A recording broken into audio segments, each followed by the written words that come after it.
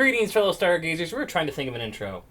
We just started talking. Yeah. And so now we're just going to greet you and now talk. Hi. Hi. Hi. So last week, you notice we didn't have a video last week. I still have to put some stuff up yet. It's just been, kind of a crazy weekend. We've got some tent to sling. We can sling some tent. We ended up doing it as an audio-only podcast last week, which I'll put the link down below if you want to listen to that. It was our E3 wish list, not predictions, but things we wanted to see. So if you want to retroactively hear what we wanted to see and hoped for and wished for and know that it wouldn't come, you can listen to that. Yeah. It was like super long.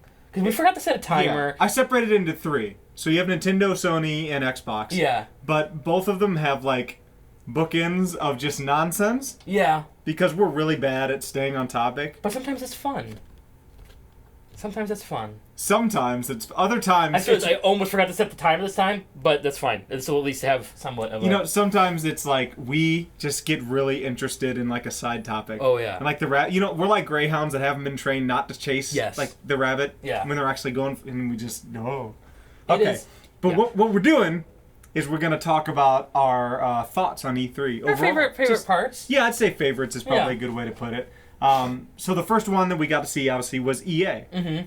And EA... We were just talking a minute ago about Jesse, the YouTuber who ate it live. I love, though, that, like, you can say the YouTuber now, and he's, like, officially embedded it in that's a negative connotation to a live presentation.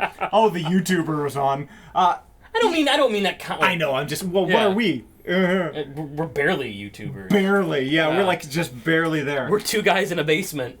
We're Wayne and Garth. You didn't. Well, and you put it that way, and I feel pretty good about it. So do I. But you didn't have to tell anyone that this was my basement. I didn't say your basement. I said a basement. Dadgummit, that's 2. Because before we were in my basement. Oh, you're right. And we have gone to my new basement in my house. Yes, you're right. So originally we were the epitome of Wayne. Here's a rabbit trail. Originally we were the epitome of Wayne's World because we were in my mother's basement. Yes, I think you're the drummer, so you were Garth. Yeah, have to be. Party on, Garth. Party on, Wayne. For a second, I almost... EA. I almost called you by the actor's name. Mike Myers. I was like, party on... Mike Myers. Austin Powers. Okay, so EA happened, right? Yeah. And, EA had a fine presentation of just games that we expected, Mm-hmm. Need for Speed looked really good. Battlefront 2 looked amazing. I was really hoping to see something else from another Star Wars game as well, just to see what it was going. But I understand you don't want to take the thunder away from Battlefront 2. Right, yeah. But oh my gosh, Battlefront 2 is everything I wanted Battlefront 1 to be. You can be droids. And you're on to the Battle of Theed, everything? Oh my gosh. It's kind of like... Because I feel like when Disney bought Lucasfilm and Star Wars, if you notice, the first thing they did was, alright, everything referencing the prequel trilogy, nuke it. Yeah. They immediately canceled Clone Wars, which was a good show. Yeah, and so many games. That hurt. Yeah. But they immediately canceled Clone Wars, and then immediately announced Rebels to say we're moving back into the classic area. Right. And then when you looked at the toy aisles and you looked at like Star Wars Legos and whatnot, suddenly they're always more prequel focused and Clone Wars focused rather than original trilogy focused. Suddenly it very quickly shifted. Yeah. Like it went from having prequel era box art to suddenly Stormtrooper and Darth Vader and original trilogy era. It's like Disney's like, forget the prequels. We want you to remember the original trilogy in your mind. Right. It's like brilliant branding. And so like I could understand when they came with Battlefront 1, it's like we're not doing anything from any other era because they at that time I feel like we don't want you to remember the prequels. We just want you to remember the original trilogy to prepare you for Episode 7. Right. And I feel like that's part of the reason that the content felt so consolidated, and so focused. And then they worked in, Battle of Jakku and stuff like that, so they kind of branched at least farther forward. But you're right, they never did reach backwards. Yeah. But now they're like, you know what?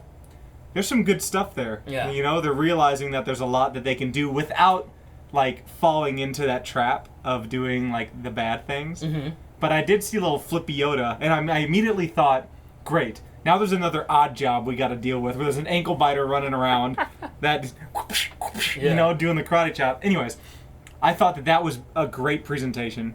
I thought that she did amazing. I can't think of her name. Who presented that? Jania something? Yeah, she's the actress for the lead in the single-player campaign of Battlefront 2. I'm really looking forward to. Yes, that's going to bridge what Jedi to Force Awakens, right? Yeah. That's what they said? Okay, that's awesome. So, Okay. The air conditioning's on. Okay, so the other thing that they showed off that I thought looked amazing was A Way Out. That co-op game by the guys that made Tale of Two Brothers. Yeah. Or Tale of Brothers, Tale of Brothers. I played that one where it was like the twin stick. Yeah. So you controlled one brother with one stick, you controlled the other with the other stick. And it was beautifully done. That whole trailer, I was like completely engrossed in what was happening. Like they started as the prison break. I thought, oh, that's, kind of cool. That's a cool premise, breaking out of prison. Then it kept going. Like farther into the story, they're out of prison. They're actually fighting together. It went from like Prison Break to Uncharted. You know? Like Kane and Lynch style things in there. Yeah. Some puzzle solving. It looks really unique. Yeah, and I like the idea of like you have to play with someone else. Exactly. It's something that you have to experience with someone else and watch the story. I'm curious though, because if one person could still be in gameplay, well, the other person could be in a cutscene. Yeah. So I'm very curious how they solve that issue. Well, what they said is it's always split screen. Well, yeah, no, but not the split screen aspect. I'm talking about the audio aspect. Because if one person's in a cutscene and another person's in gameplay, you can't really have action happening in the gameplay because then it's overriding the audio of the cutscene. I imagine it works best in like a 3D audio situation. Yeah. Some sort of surround where it can still set precedence to like if there's a cutscene happening, but the cutscene is probably more the background because he's like kind of working with someone where you're actually doing the sneaking. Yeah. So what the sneaking is doing is probably more the focus, unless they always made it no dialogue during sneaking. Yeah. And then it's just always them talking and you're doing your thing. Or it's like a low action sequence, so you're not going to be worrying about gunfire, you're not going to be worrying about these other things. Right. I mean, there might be like stealthy fail, but I don't know. I'm just curious. That's one thing, like, how does that work? Because if one person's in a cutscene and another person's in gameplay, how does a person not be distracted by the cutscene? Because you have to, I'm assuming, to get the full story, be paying attention to both. Probably. So I'm just curious on how that's going to work, and I'm fascinated by that idea and the way to tell a narrative. Yeah. And like somebody you have to experience it with someone else. I love that idea. That's so cool. Now I'm gonna say my game of the show for E3 was part of EA's conference. That was Anthem. Anthem looks phenomenal. Yeah. And now I know why Mass Effect Andromeda stunk a big old turd, because everyone from BioWare who is anyone from BioWare apparently was working on Anthem, and then everyone else was working on Andromeda. I thought you said Bioshock. Not Bioshock. Ugh. Mass Effect Andromeda. Why did I say Bioshock? I have no idea. No, I was actually disappointed Ken Levine wasn't there to talk about his new project. He's doing, but no, Andromeda wasn't, terrible. I mean, it's just in comparison. Got better at the end, just comparison to it was fun to play. But, okay. So EA, it's fine. Yeah. Yeah, I wasn't ever bored or anything like that. I mean, the one thing I wanted was Star Wars, and I got plenty of it. Yes. More, let's do Ubisoft before Microsoft, because then we can just jump through our favorite things from those. Okay. What'd you like from Ubisoft's? Anything? I like Assassin's Creed. I knew you did, so that looks really good to me. That looks really good to me. I'm glad that they've taken some time for it. I like the leveling system. That's going to be a lot more fun. I'm hoping that they stripped out a lot of the junk that had accumulated over course of each game that they've added. And I haven't played Syndicate yet. I've been trying to but continue Unity. Okay. And Unity's where I dropped out of the series. I can't. Unity is just bad. Like, I tried to do a side mission, and it's just bad. The pacing's awful. The pacing's awful. I could never figure out the combat because he drastically changed it, which is fine. But I also just got done playing Shadow of Mordor when going to this, so I'm used to Shadow of Mordor's combat. You went from Arkham style combat to the sluggish counter only. No, because they changed it, and before it was counter only, which was fine. I was okay with that. But they changed the way you parry and attack. Mm-hmm. But I could never get. There's not a rhythm to it that you could get. Yeah. It's like they tried to kind of do something what Arkham did, but then just tried to do something a little different to distinguish itself, and failed. Yeah, I just didn't like that game. Yeah. But, so from Ubisoft, I don't know, I didn't come away with something I loved, except for the trailer for Beyond Good and Evil 2. Yeah, I never played the original Beyond Good and Evil. Me either, but that trailer I thought was phenomenal. Yeah. And I actually, it got me so interested in Beyond Good and Evil that I want to go back and play it, that I hope that they do a remaster. But I am also disappointed because they said, we haven't even started working on the game. They're kind of like, we have an open world that's blank, a spaceship, and a smaller spaceship that you can fly. And they're like, that's it. So I think that they're a couple years out still. Yeah. But looking at that trailer, I was like, whoa, there's these guys like really care about this project, you know. And then he came on and had like he was a little teary eyed and everything. I was like, okay, I'm kind of sold on this. But then, you know, everything else like Steep and some sports and things like that, whatever. You know, Crew 2, all those. Ubisoft was Ubisoft, and they had the people come out and talk afterwards, and they had some Mario and Rabbids, which is, I don't know what to make of it. It's not my genre of game, but I'm happy it exists. Yeah, I'm glad that there's an XCOM Mario Rabbids combo. That's a weird thing to come out, but you know what? Great. It's original. Yeah. I love that and I love seeing Miyamoto come out, you know. That was cool. Yeah. Okay, so how about Microsoft? Now, I was watching the Video Game Donkey channel, and I loved how he edited together Microsoft. Did you see it? No, I didn't see that one yet. It just edited together 4K, 4K, 4K, 4K, and then suddenly 911, 911, 911, 911, 4K, 4K, 4K. And I'm like, where did he grab those from? That's but it was really all funny. in the conference. Yeah. And it took me a second to catch what the guy was doing. I'm like, that's brilliant editing. Yeah. That's funny because I watched a video of someone sped it up double speed every time they said 4K. Mm-hmm. Guess how long the video was? A minute? 4 minutes. From 97 minutes to 4 minutes. The conference was great. It was a good conference. I thought that that was the price I absolutely expected. $500 was I was positive it was at least $500 when they kept calling it a premium console. You look at the specs in it, I was like $500. Everyone was saying $450. Well, I think people are saying what it should be to be successful. $500. Yeah. It's scary. I don't know. I think they're going to eat their lunch with it. Yeah, we'll see. I think that it might sell to a really strong niche audience, but that's really it. Yeah. A wealthy niche audience. I think it might be more niche than the PS4 Pro, because I think Sony might come out this holiday season and say $350 for the PS4 Pro. Yeah, we could do that. Yeah. Like, I think... And this might be when I buy into it with a bundle or something. Yeah, I think... Like with Destiny 2 or Battlefront 2, if they do a bundle, I might buy into PS4 Pro at that point. So, from Microsoft's, I mean, they showed a longer version of Anthem, which that game played, again, oh my gosh, that's my game of show, for sure. But then they showed PlayerUnknown's Battleground is coming to Xbox One exclusively. I thought that was really cool. Well, because at first exclusively. It's already on PC. Yeah, well, it'll be launch first on Xbox One, because they had a lot of, like, launch exclusives. Yeah, launch exclusive, of what they called it, not console exclusive. Console exclusive. So it'll be on Xbox One console first, but then it will come to PS4. Could be a month, could be a year, I don't know. Yeah, who knows? Could be a week, who knows. But I thought that was a good grab for them, because that PC crowd is huge, you know. So I was happy they got something like that, you know, to kind of pull people in. Otherwise, you know, I thought it was cool they announced a release date for Cuphead finally. Mm-hmm. I really want to play that. But otherwise, Anthem, still, just every time I saw Anthem, I freaked out again. Yeah, they didn't really spend any time on this game, but I saw that it was coming to Xbox One. I'm like, awesome! This game looks crazy. It's called Hello Neighbor. Have you heard about it? Yes, the VR game where you're trying to. It's not VR because obviously it's Xbox One. Well, sure, but they created it in VR. Okay. And to test it and everything, you play in VR. But it's getting into your neighbor's house and trying to get to see what he's doing in the basement. Yeah. And he keeps learning new ways to keep you out of the house. Because he learns what are you doing. Yeah. And so how you're distracting him, you may suddenly start boarding up the basement wall, or if you throw something at the windows, you might start boarding up the windows so you can't throw something at the windows or block. It's just super creative. It looks creepy. Yeah. It has this odd, creepy. I'm like, that looks fun. I love that idea. I'm also happy to see full Xbox backwards compatibility to the original. Back to OG, except for they said it's going to be a smaller library than the 360. Which is fine. I didn't have an Xbox ever, so I assume it'll be the core games that you'd want from the Xbox era.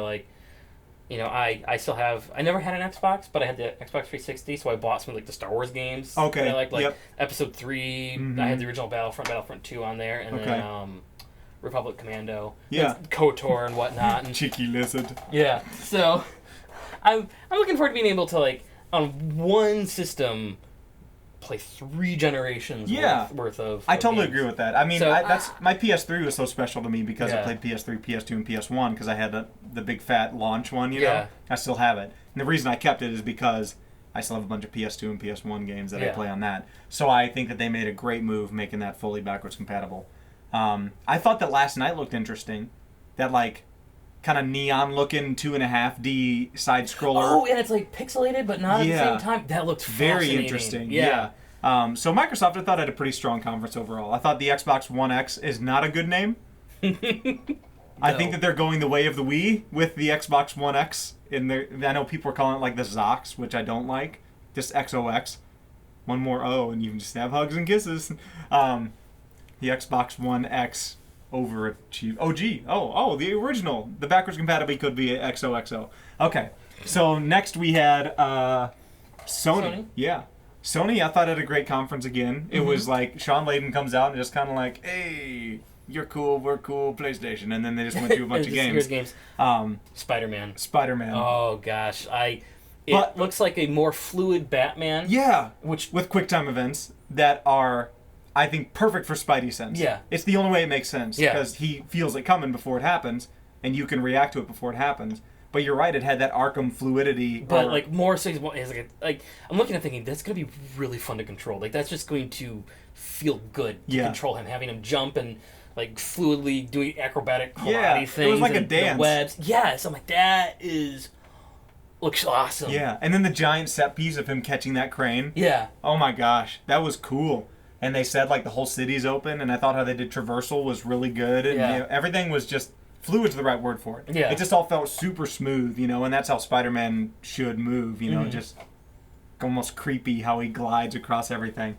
Spider-Man was phenomenal. But Monster Hunter World, No, that's more your jam. I got up out of my seat. Like, my wife was laughing at me because I was so excited. Monster Hunter World, and I'm glad it's multi-platform. I think that they need that to bolster their sales and keep making more. I was so excited to see that, where I was like, I don't need my Switch anymore. Like, I can get rid of it. Not really. But they're not localizing Monster Hunter Double Cross for Switch anyways. I thought that Sony's was good, though, otherwise. They didn't announce, like, a lot of solid release dates. Yeah. But we know, like, God of War's coming in early 2018. We know that Days Gone is not this year. You know, we know that Spider-Man is early 2018. So we know that, like, all these games are coming out. Again, Sony's going to own the spring, I think. Yeah. You know, that was kind of their power season this last year. So Sony's was solid. I thought that they had just a strong presentation that was very similar to last year's. Then I'm excited for Detroit Become Human. Oh yeah, that extended play demo was really good. Yeah. I was interested in it, you know, before because I loved Heavy Rain and Beyond Two Souls, but I didn't think it was like I wasn't as interested as I am now. Like seeing that whole setup and how they're starting a revolution by like waking up other androids to their truth. You know, that was really cool. Yeah. And they have a really good cast.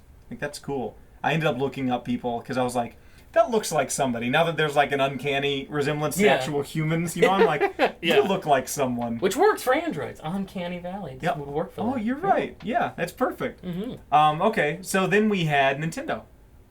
I wish for Nintendo. I mean, I'm happy to see Metroid Prime 4. Yeah. It's just a logo right now. But I kind of like, show me something. Then I realized it's just a logo. I thought, they have nothing done on this. Like, they probably have a spreadsheet. Yeah. And just, like, approved, start development. They've just had teams sitting back playing Metroid Prime 3. Yeah. So, what I kind of wish they did is that then they announced during Treehouse, Metroid Samus Returns. Like, you should have put that in the spotlight. I agree. And then have Metroid Prime also coming... So that way, I'm like, this is the only Metroid thing. Like, is it ever... Will it come out? Yes, you've announced it. Yeah. But Nintendo doesn't often, like, announce something and then, like, just never talk about it again and scrap it. So, I know it'll be up, but I kind of like, show me something that I can play soon. Yeah. Rather than just like, here's a logo. Like, I don't want a logo. I want to see more than just a logo. I agree. And Reggie actually came out and talked about that, where someone was like, why would you announce a game so early? Like, that's not your MO, you know? And he was kind of like, we felt like we wanted to get Switch owners excited for something in the future. He said, usually we don't want to show anything until we have something hands-on. He's like, we didn't show Odyssey to people until we had it, like, fully playable. You know, that's usually how we do it. Yeah. And he was like, Metroid was the exception to get people excited. And I was like, I guess I see that. I was kind of said not to get people excited. It's like people have been asking us for it. Right. Maybe it's just them being like, we hear you, we're doing it, we promise. Yeah. You know. And now this also makes them accountable to that, like, you'll get it. Right, yeah. They've kind of locked themselves into finishing it. So what was your favorite thing, though? It's both my favorite thing and I'm trepidatious about the aesthetic, not the gameplay of it. Mario Odyssey. Like, everything about, like, this looks like an awesome back-to-form 3D Mario. Yeah. But there's some aesthetics that I'm like, that doesn't, like, the dinosaur looks cool, but it doesn't look like it fits Mario. And then you get into New Donk City. Ugh, New Donk City. And there's, like, the people, like, that just... It echoes Sonic 06 to me in like the physical design. Right. And I was like, I I'm sure the gameplay aspect is going to redeem that, but... Oh, I'm sure it will. Oh, man, that looks... But here's... The game looks great. The aesthetic, I'm like, I wish you would have changed it a little. Like, make it more Mario. Because, like, when you think, of Mario, you think of, like... Every time they've branched out of the Mushroom Kingdom, you get, like, the Delfinos, which are these weird, like, snuffleupagus people that are blue and red and purple and all these colors. I'm like... And then suddenly you have these anatomically correct, kind of bland-looking people. Yeah. Like, make them... unique in some way, not just like, here's a person. Yeah. And here's a person to kind of fill out the city. And well, and then you can, like, take over them and become a human. Well, then someone had a very valid question. They're like, okay, so he can turn into a human, so what is he? And so they were like, oh, he's a Mario. And I was like, that doesn't work for me. No. Like, I don't accept that as an answer. Like, he's a human. He's just a plumber. But now he's a Mario? Like, but then Luigi then! But then there's a philosophical question. Is the hat, like, always what's been alive, and he's just controlling this embodiment of what the hat is? And they've just been connected for a long time? This is getting too deep for me and a little weird. It's all weird! Because he can also lose his hat in Super Mario 64. I know, but that's when he loses his hat, though, he's always, like, freaking out. So it's almost like when, like, the Headless Horseman, you know... I'm really excited about Mario. I think, it, in the end, it looks really cool. But Mario's my thing too. From the whole show, I mean, watching that, it felt so back to form, like for Galaxy and 64 and everything. Like I was like, oh, I'm so happy to have a Switch right now. Knowing that it's coming out in the holiday too that's phenomenal. October though is bloated. I'm worried about October. That month has way too many games. But it's okay. I'm not too mad at it. The way I view Mario is not something I sit down and play for hours and hours. That's true. And now you can take it on the go. I can take it on the go with the Switch, and I can... Generally, the way I view Mario is like, all right, I'm going to play a couple levels or a level, and I get a 20-minute fix before bed or something. Yeah. Especially now that's on the Switch. And... Right. Well, one last thing. I forgot to say how much I love that they had a whole section devoted to PSVR in Sony's. Oh, yes. Because Moss looks awesome with Impatient by the guys who did Until Dawn, and I guess it's set in the Until Dawn universe, but 60 years in the past. Okay. That's exciting. Interesting. But then the Until Dawn guys, Supermassive, also made Bravo Team, which looks kind of like a bland arcade shooter. I don't know. I guess we'll see. Then I can't think of their name. The guy, anyways, GameStop's publishing wing. Mm-hmm. They made Star Child, or they're publishing Star Child. Okay. And that's exciting. That looks cool. It's one of those VR games where you're like not first person. You're in the world, but it's like a side scroller. Interesting. So you're completely engulfed in it, but you're playing, with that. Kind of like Moss is not first person. Yeah. Well, it is, I guess. You're kind of like a spirit that is helping the mouse. Yeah. Whatever. I was excited that they put a whole section of PSVR. I was like, okay, good. Yeah, well, they kind of have to because they have to justify this product existing and people buying it. Yeah, that now that it's sold over 1 million, they're like, okay, it's real. Yeah. It's happening.